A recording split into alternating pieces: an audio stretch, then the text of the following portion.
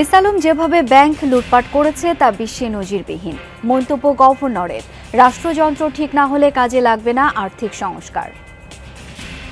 সতর্কবাণী আমরা দিতে পারি আপনাদের মাধ্যমে যে এস আলম গ্রুপের সম্পদ যদি কেউ না কিনে সেটাকে নিয়ে হয়তো লিগ্যাল চ্যালেঞ্জ হবে। জামায়াত নিষিদ্ধের সিদ্ধান্ত বাতিল বদ মতলব থেকে প্রজ্ঞাপন করেছিল আওয়ামী লীগ, বললেন আইন উপদেষ্টা। ভুল ধরিয়ে দিতে সাংবাদিকদের প্রতি আহ্বান আমিরের।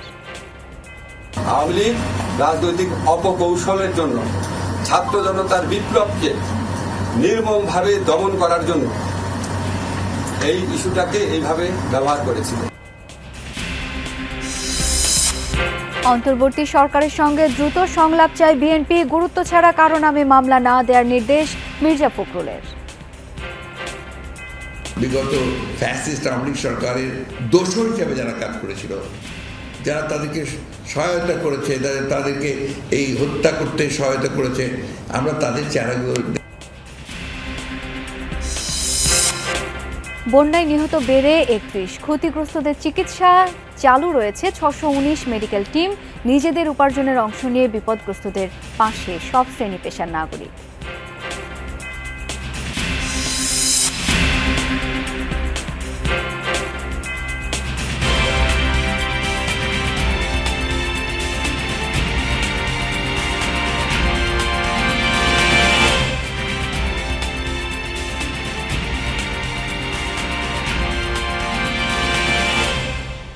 আমন্ত্রণ যমুনা নিউজে, আপনাদের সাথে আছি আমি শাওন দত্ত।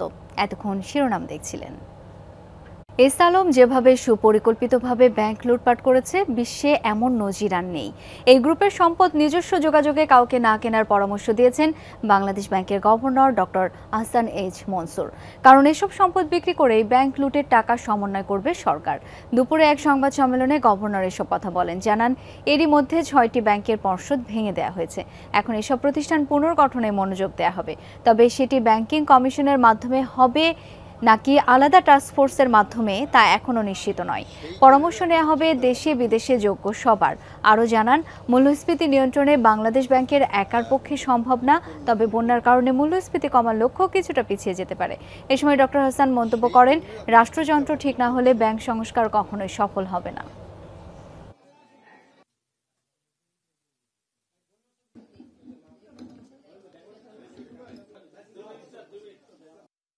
আমার জানা মতে আর নাই, একটু খুঁজে দেখতে হবে যে আর কেউ আছে কিনা, বাট থাকার কথা নয় ব্যাংক কেলেঙ্কারি হিসেবে। হ্যাঁ, কিছু অ্যাসেট কিছু কিছু ক্ষেত্রে হয়তো হয়েছে, যখন কুয়েত ইনভেশন করলো তখন কুয়েত ফান্ডের টাকা হয়তো এদিক সেদিক হয়ে গেছে, এগুলো হয়েছে। কিন্তু সিস্টেমেটিক ওয়েতে ব্যাংক লুট করা, এটা কিন্তু এই রকম ভাবে বিস্তৃত আকারে এবং এত সুপরিকল্পিতভাবে রাষ্ট্রযন্ত্রকে ব্যবহার করে অন্য কোথাও আমি শুনি নেই। আওয়ামী লীগ বদ মতলব থেকে ছাত্র জনতার আন্দোলনের মধ্যে জামায়াত শিবিরকে নিষিদ্ধ করে প্রজ্ঞাপন জারি করেছিল বলে জানিয়েছেন আইন উপদেষ্টা আসিফ নজরুল। দুপুরে সচিবালয়ে জামায়াত শিবিরকে নিষিদ্ধের সিদ্ধান্ত বাতিল করে প্রজ্ঞাপন জারির পর একথা বলেন জামায়াত শিবিরকে আওয়ামী লীগ নীতিগত অবস্থান থেকে নয়, রাজনৈতিক কৌশল হিসেবে নিষিদ্ধ করেছে। জামায়াতকে নিষিদ্ধের দীর্ঘদিনের দাবি ছিল, তবে আওয়ামী লীগ টানা ক্ষমতায় থাকলেও সেটি করেনি। ছাত্র জনতার বিপ্লবের সাথে জামায়াত শিবিরকে জড়িয়ে সন্ত্রাসী আখ্যা দিয়ে নিষিদ্ধ করেছিল। আওয়ামী লীগ বিশেষ সময়ে বিশেষ উদ্দেশ্যে এই কাজটি করেছে, এজন্য নিষেধাজ্ঞা প্রত্যাহারের এই সিদ্ধান্ত নেওয়া হয় বলে জানান আইন উপদেষ্টা আসিফ নজরুল। একই সাথে আওয়ামী লীগকে নিষিদ্ধ করার দাবিকে নিরুৎসাহিত করা হচ্ছে। কোনো রাজনৈতিক দল নিষিদ্ধ হোক সেটা চায় না বলেও মন্তব্য করেন আইন উপদেষ্টা।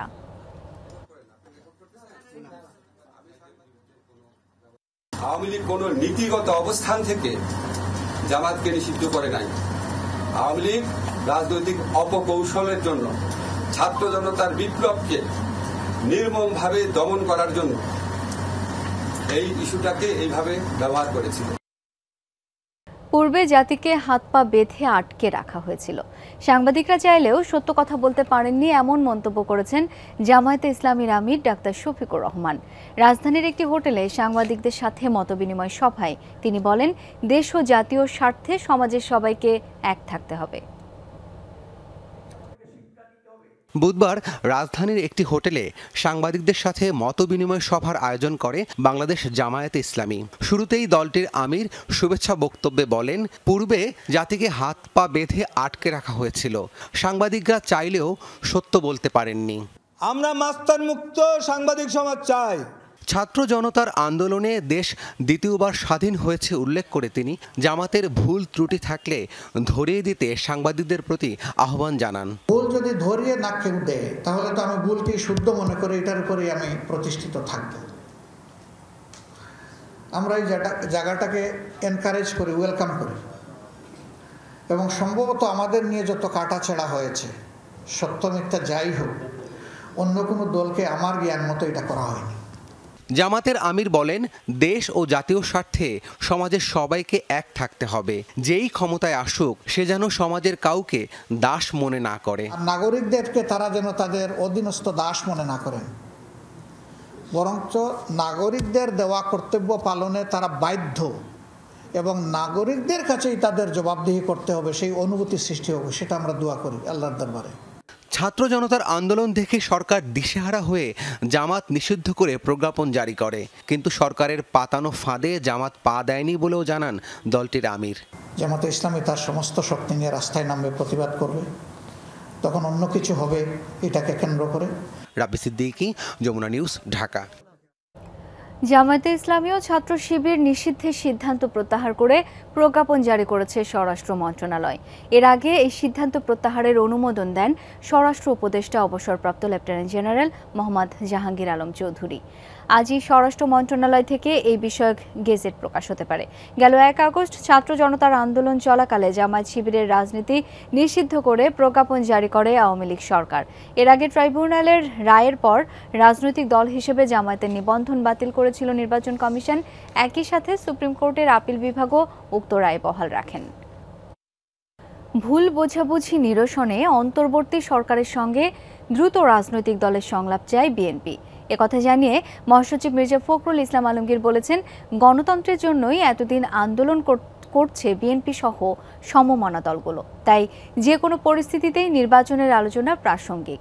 সকালে গুলশান কার্যালয়ে সংবাদ সম্মেলনে মেরিট ছাড়া কারো নামে মামলা না দিতে নেতাকর্মীদের নির্দেশ দেন ফখরুল। দাবি করেন, কোনো লুটপাটে জড়িত নয় বিএনপি। সমসাময়িক রাজনীতির নানা ইস্যুতে সাংবাদিকদের মুখোমুখি হন বিএনপি মহাসচিব মির্জা ফখরুল ইসলাম আলমগীর। অন্তর্বর্তী সরকারের মেয়াদ 1 মাস না পেরোতেই কেন নির্বাচনের দাবি করছে বিএনপি, সে প্রশ্নের জবাব দেন তিনি। আমাদের লড়াইটা পুরোপুরিভাবে হচ্ছে একটা গণতন্ত্রকে পুনঃপ্রতিষ্ঠার জন্য, রেস্টোরেশন অফ ডেমোক্রেসি। সেটার জন্য তো আমরা নির্বাচনের কথা বলবো, এটা তো আমাদের রাইট। আমরা তো নির্বাচনের জন্যই এতদিন ধরে সংগ্রাম করেছি, লড়াই করেছি। ওই আন্দোলনকে, ওই বিষয়কে বাদ দিয়ে তো আমি অন্য কোনো রাজনৈতিক চিন্তা এই মুহূর্তে করবো না। নতুন সরকারকে সব ধরনের সহযোগিতার আশ্বাস দিলেও বারবারই যৌক্তিক সময়ের মধ্যে ভোটের কথা বলছে দলটি। সাংবাদিকরা জানতে চান, যৌক্তিক সময় বলতে কি বোঝাতে চাচ্ছে বিএনপি। যৌক্তিক সময়ের ধারণার তো নির্ভর করবে পারস্পরিক আলোচনার মাধ্যমে। আমরা কি চাই, ওনারা কি চান, জনগণ কি চায়, এটা আলোচনা হতে হবে। তো বর্তমান সরকারের সঙ্গে আপনার রাজনৈতিক দলগুলোর অতি দ্রুত আলোচনা প্রয়োজন। মির্জা ফখরুলের দাবি, লুটপাটের সঙ্গে বিএনপি জড়িত নয়, কেউ জড়িত থাকলে ব্যবস্থা নেওয়া হচ্ছে। 1-11 মতো বিএনপিকে লক্ষ্য করে অপপ্রচার চালানো হচ্ছে বলে অভিযোগ করেন তিনি। সারবস্তু না থাকলে মামলা না দিতে নেতাকর্মীদের প্রতি আহ্বান জানান বিএনপি মহাসচিব। প্রাথমিক যে তদন্ত সেটা করা দরকার, তা না হলে একটু ব্যক্তিগত সূত্র থাকলেও তার নাম দিয়ে দেওয়া হচ্ছে। দেখা যাচ্ছে সেই কথায় আপনার খাগড়াছড়িতে কোনো ঘটনা ঘটেছে, সেটার মামলা দিয়ে দিচ্ছে আপনার গোটা দেশের নেতাদেরকে কেন্দ্র করে। এটা একটা বিরূপ ঘটনা ঘটছে। আমি মনে করি যে এটা আপনার একেবারেই বন্ধ হওয়া দরকার।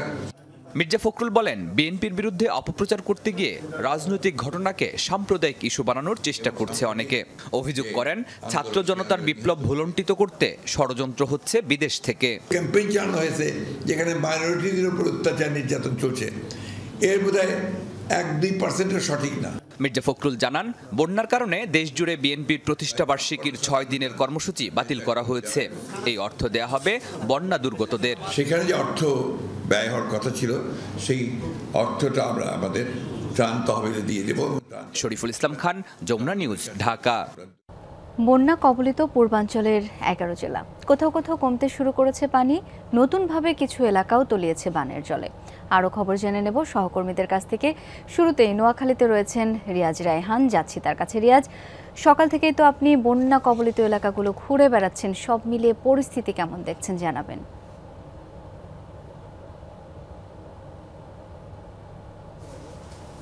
পরিস্থিতি আসলে এখনো উন্নতি অবনতি কোনোটা অপরিবর্তিত রয়েছে। আমি একটু ভিন্ন বিষয়ে একটু বলতে চাই শাওন, সেটি হচ্ছে এই যখন বন্যা শুরু হয় এই বন্যা উপদ্রব এলাকায় দুটি বিষয় সবচেয়ে বেশি বাড়ে, সেটি হচ্ছে ডায়রিয়া বা পানিবাহিত রোগ, আর দ্বিতীয় হচ্ছে সাপে কাটা রোগী। আমরা এখন সেই নোয়াখালী 250 শয্যা বিশিষ্ট জেনারেল হাসপাতাল, আমরা একটু তত্ত্বাবধায়ক যিনি আছেন ডাক্তার হেলাল উদ্দিন, তার সাথে একটু কথা বলতে আপনি একটু বলবেন। আমরা সরাসরি সম্প্রচারে আছি যে এখন পর্যন্ত আপনার হাসপাতালে ডায়রিয়া অথবা সাপে কাটা রোগীর সংখ্যা রয়েছে। আমাদের আজকে হাসপাতালে ডায়রিয়া রোগী হলো 130, গত 24 ঘন্টায় রোগী ভর্তি ছিল 59 জন, আর বর্তমানে ওয়ার্ডে আছে সাপে কাটা রোগী 12 জন, আজকে আসছে 8 জন। তার মানে এই দুই ধরনের রোগী কি বাড়ছে? এই দুইজন রোগী অনেক বাড়ছে। আসলে ডায়রিয়াতে আসলে টোটাল ক্যাপাসিটি 40, সেখানে 130 জন, মানে বলতে গেলে আপনার 3 গুণের বেশি। আমরা চাচ্ছি আমাদের সার্ভিস বিল্ডিং একটা আছে যেটা আসলে রোগীদের জন্য না, সেটাকে আমরা কালকে থেকে উন্মুক্ত করে দিব ডায়রিয়া রোগী ভর্তির জন্য। স্বাভাবিক প্রবলেমটা তো ওভারকাম করতে হবে। ধন্যবাদ। শাওন, শুনছিলেন যে এই বন্যা উপদ্রব এলাকায় আসলে এই এবং ডাক্তাররা যদি বলছেন যখন বন্যার পানি নামতে শুরু করবে বা যখন বন্যা শেষ হতে শুরু করবে তখন আসলে এই পানিবাহিত রোগের প্রাদুর্ভাব বাড়বে এবং রোগীর সংখ্যাও বাড়বে। তখন যে পরিস্থিতি মোকাবেলায় প্রয়োজনীয় ব্যবস্থা এখন থেকে নেওয়া দরকার বলে মনে করেন ডাক্তার এবং সংশ্লিষ্টরা। রিয়াজ, ধন্যবাদ আপনাকে। এবার একটু লক্ষ্মীপুরের বন্যা পরিস্থিতি জানবো। তাজনুর ইসলাম সঙ্গে আছেন। তাজনুর, নতুন নতুন এলাকা তো প্লাবিত হয়েছে, ত্রাণ ব্যবস্থা সম্পর্কে জানতে চাই। দেখুন, আজকে যে কয়েকটি জায়গাতে যাওয়ার সুযোগ হয়েছে, বিশেষ করে সদরের একেবারে প্রত্যন্ত গ্রাম অঞ্চল যেগুলো, সেখানকার কয়েকটি জায়গাতে আসলে যাওয়ার সুযোগ হয়েছে এবং সেখানে যে কথাটি বারবার করে বলা হচ্ছে যে ত্রাণ সেখানে পৌঁছাচ্ছে কিনা কিংবা সেখানকার মানুষজন আসলে কোন অবস্থার মধ্যে রয়েছে। যে তথ্যটি আপনাকে দিতে চাই শাওন, যে আজকে আমরা লক্ষ্মীপুর শহরে বেশ কিছু ত্রাণবাহী গাড়ি ঢুকতে দেখেছি এবং সেটি বেশ আশার একটি খবর যে সকাল থেকে আমরা দেখতে পেয়েছি যে বিভিন্ন জায়গা থেকে বিভিন্ন স্বেচ্ছাসেবী সংগঠন, সরকারি বেসরকারি নানান সংস্থা, তারা কিন্তু এই লক্ষ্মীপুরের বিভিন্ন জায়গাতে তারা ছড়িয়ে পড়েছেন, এই যথাসম্ভব জায়গায় যাওয়ার চেষ্টা করছেন, সাহায্য সহযোগিতার যে বিষয়গুলো সেগুলো নিয়ে তারা যাওয়ার চেষ্টা করছেন। তবে যেই চ্যালেঞ্জ সবচেয়ে বেশি এখানে মোকাবেলা করতে হচ্ছে সেটি হচ্ছে যে এই ফেনীর নোয়াখালী লক্ষ্মীপুরের যে রাস্তাঘাটগুলো ডুবে আছে সেগুলো দিয়ে আসলে গাড়ি নিয়ে যাওয়া কোনোভাবেই সম্ভব না, যার ফলে কিন্তু নৌকার ব্যবস্থা করা প্রয়োজন। কিন্তু বিষয় হচ্ছে যেটা যে নৌকার সেরকম ব্যবস্থা লক্ষ্মীপুরের কোথাও সেই অর্থে দেখা যায়নি। বিশেষ করে আমরা যেহেতু সদর এলাকার মধ্যে রয়েছি, এখানে আসলে কখনোই কেউ আসলে ওইভাবে নৌকা ব্যবহারে অভ্যস্ত নয়, কিন্তু হঠাৎ করে পানি বেড়ে যাওয়া আসলে তারা এক ধরনের বিড়ম্বনার মধ্যে পড়েছে। সব মিলিয়ে এই এলাকার মানুষ যারা, তারা ভীষণ রকম দুর্বিষহ জীবনযাপন করছে। শাওন, তাজনুর, ধন্যবাদ আপনাকে। এদিকে বন্যায় মৃতের সংখ্যা বেড়ে 31-এ দাঁড়িয়েছে। ক্ষতিগ্রস্ত হয়েছে 58 লাখ মানুষ। এই তথ্য জানিয়েছে দুর্যোগ ও ত্রাণ ব্যবস্থাপনা মন্ত্রণালয়। সচিবালয়ে এক ব্রিফিংয়ে দুর্যোগ সচিব বলেন, আগামী 24 ঘন্টায় বন্যা পরিস্থিতির উন্নতি হবে। সব নদীরই পানি কমছে বলেও জানিয়েছেন তিনি। আক্রান্ত সব জেলায় ত্রাণের পর্যাপ্ত মজুদ রয়েছে বলেও জানিয়েছেন সচিব। বন্যা আক্রান্ত জেলাগুলোতে বৈষম্য বিরোধী ছাত্র আন্দোলনের সমন্বয়ক, বাংলাদেশ সেনাবাহিনী, নৌবাহিনী, বিমান বাহিনী, ফায়ার সার্ভিস ও সিভিল ডিফেন্স মেডিকেল টিম ও অন্যান্য স্বেচ্ছাসেবকদের সাথে সমন্বয় করে কাজ করার জন্য প্রয়োজনীয় নির্দেশনা প্রদান করা হয়েছে বলেও জানানো হয় ব্রিফিংয়ে। ত্রাণ সামগ্রী পর্যাপ্ত রয়েছে এবং কোন জেলা থেকে চাহিদা পাওয়ার সাথে সাথে আমরা সেটি পাঠিয়ে দিতে পারবো। আরেকটি বিষয় হচ্ছে যে বৈষম্য বিরোধী ছাত্র আন্দোলনের সমন্বয়কদের সাথে আমরা খুব ঘনিষ্ঠভাবে কাজ করছি, বিশেষ করে দুর্যোগ ব্যবস্থাপনা অধিদপ্তর, এবং তাদের সাথে মিলে আমরা এ পর্যন্ত 88,500 প্যাকেট শুকনা খাবার দুর্গতদের মাধ্যমে পৌঁছে দিয়েছি। সাবেক 3 প্রধান বিচারপতি সহ আপিল বিভাগের 7 বিচারপতির বিরুদ্ধে আদালত অবমাননার মামলা করেছেন সুপ্রিম কোর্টের এক আইনজীবী। সকালে সুপ্রিম কোর্টের আইনজীবী ইউনুস আলী আকন্দ আদালত অবমাননার এই অভিযোগ আনেন। তালিকায় আছেন সাবেক প্রধান বিচারপতি সৈয়দ মাহমুদ হোসেন, বিচারপতি হাসান ফয়েজ সিদ্দিকী, বিচারপতি ইমান আলী, বিচারপতি মির্জা হোসেন হায়দার, বিচারপতি আবু বকর সিদ্দিকী, বিচারপতি নুরুজ্জামান সহ সদ্য সাবেক প্রধান বিচারপতি ওবায়দুল হাসানের নাম। আগামী রোববার শুনানি হতে পারে বলে জানিয়েছেন ইউনুস আলী আকন্দ। তিনি বলেন, সাবেক 7 বিচারপতি ক্ষমতার অপব্যবহার করেছেন। হাইকোর্ট যদি রায় দেয়, সেই রায়ের বিরুদ্ধে আপিল সরাসরি আপিল করা যায়, কিন্তু আপিল বিভাগ সোমোটো রুল দিয়ে সেই আমার যে আপিল করার রাইট, সংবিধানের 103 অনুচ্ছেদ অনুযায়ী সরাসরি আপিল করার যে রাইট, সেই রাইটটাকেও খর্ব করেছে। দুর্নীতি এবং রায় জালিয়াতির অভিযোগে সাবেক প্রধান বিচারপতি ABM খায়রুল হকের বিরুদ্ধে শাহবাগ থানায় মামলা হয়েছে। মঙ্গলবার রাতে সুপ্রিম কোর্টের আইনজীবী মুজাহিদুল ইসলাম শাহিন মামলাটি করেছেন। খায়রুল হকের বিরুদ্ধে দণ্ডবিধি 219 ও 466 ধারায় মামলাটি করা হয়েছে। এর আগে 26 আগস্ট নারায়ণগঞ্জের ফতুল্লা থানায় সাবেক প্রধান বিচারপতি খায়রুল হকের বিরুদ্ধে প্রথম মামলা হয়। সংবিধানের 13শ সংশোধনী বাতিলের রায় পরিবর্তন এবং জালিয়াতির অভিযোগে মামলাটি করা হয়। নারায়ণগঞ্জ জেলা আইনজীবী সমিতির সাবেক সভাপতি আব্দুল বারী ভুইয়া মামলাটি করেন।